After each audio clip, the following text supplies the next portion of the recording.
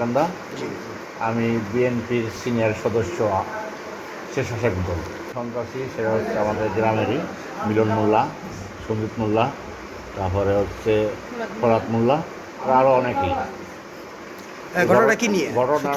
ঘটনা হচ্ছে আমার চাচাও বিএনপি করে, আমি বিএনপি করি। ওরা চাইতেছে যে আমরা বিএনপি ক্লাবটা এখান থেকে ভাঙিয়ে দিই। আমরা একটা ক্লাব করছি, সেখানে বিএনপি কখনো ক্লাব করতে পারে নাই। আমরা ক্লাব করছি, ওরা চাইতেছে যে আমরা ক্লাবটা ভাঙিয়ে দিই। আমরা ক্লাব ভাঙিয়ে দিই, এই নিয়ে আমাদের হামতাম করছে। আমরা সকালে থানায় আসছি, থানায় এসে অভিযোগ দিয়েছি যে আমাদেরকে মনে মনে হামতাম করে। আমরা থানায় এসে অভিযোগ দিয়ে বাড়িতে যাওয়ার পথে আবার বাজারে ধরে আমাদেরকে মারধর করে। আমাদেরকে মারধর করা বলে তো থানায় গেছি কে মারধর করা, লাঠি ছোটা দিয়ে মারধর করছে, রড লাঠি ছোটা দিয়ে মারধর করছে।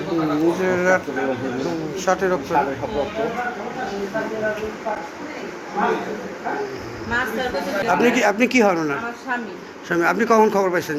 আমি যখন মারতেছে তখনই মানুষ দৌড়াদৌড়ি করতেছে, আমি তো বুঝতে পারিনি যে ওদেরকে মারতেছে। আমি জানি যে এরা সকালে মিলন মোল্লা বাড়িতে গিয়ে মানে হুড়স্থুল করছে, মারবে ধরতে। আমি গিয়ে মিলন মোল্লারে দেখছি, মিলন মোল্লার ভাই সজীব মোল্লারে দেখছি, তারপরে ফরহাদ মোল্লারে দেখছি, তারপরে আরো কিছু লোক আছে। আমি তো ওরা কি কোনো রাজনৈতিক দলের সাথে জড়িত? আওয়ামী লীগ।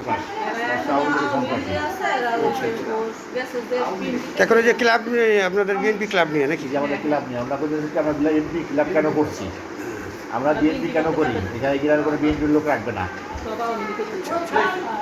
এই যে সূত্রপাত, এই নিয়ে সূত্রপাত। আপনি কি থানায় কোনো অভিযোগ করছেন? হ্যাঁ, থানায় অভিযোগ করছি, থানায় অভিযোগ করছি। আমি থানায় কাছে সুস্থ বিচার করি।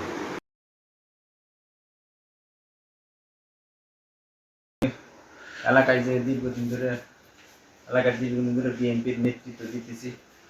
আমি আজকে সকালবেলা কি হয়েছে ঘটনা? সকালে আমি বাজারে গেছি, যাই একটা লাউ কিনতেছি।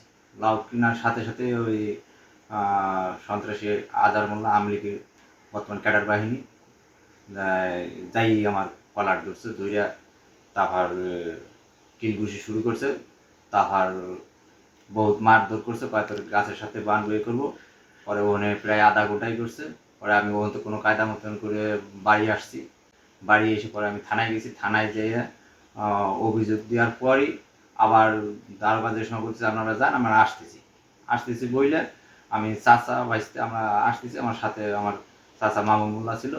আসতেছি আইসে অটোটা সবে আমাদের গ্রামের বাজারে ঢুকছে। অটো আটকাইয়া আমাদের দুইজনের টানা আছড়া করে নামাইয়া তাদের লোকজন দিয়ে আমাদের উপর আক্রমণ করে।